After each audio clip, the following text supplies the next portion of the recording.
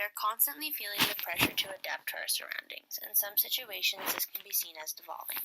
The Count of Monte Cristo, written by Alexandre Dumas, is a good example of a man forgetting his personal morals to adapt to his situation. Money and social status is a huge part of not only our culture but cultures all over the world. It has been this way all throughout history. Most people are willing to do almost anything to gain social status. When we see our peers doing something, we are likely to follow. So if the social norm is to sabotage your friends for your own benefit, you will grow less remorseful the more you do it. Edmond Dantes is a humble man with a good job, great family, great fiancé, and jealous friends that he didn't know were jealous. He was more than happy with his life.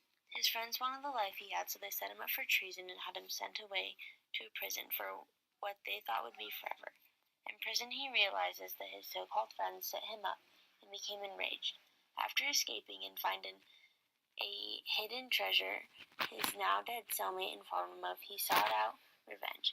He had gone through his own personal revolution in attempts to adapt to the changes in his life. After finding the fortune, he was no longer Edmond Dantes, but now the Count of Monte Cristo.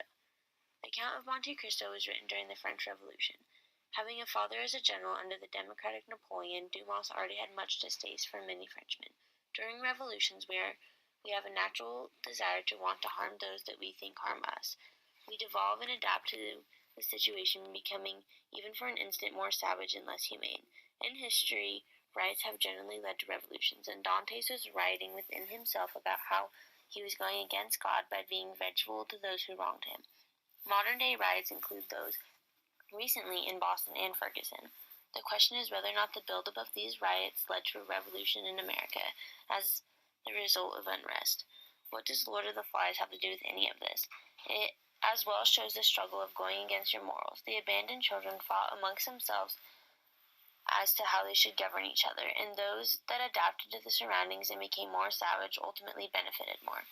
Much like the children, Dantes went from innocent to vengeful, which is a symbol of what can eventually happen when a society is filled with greed.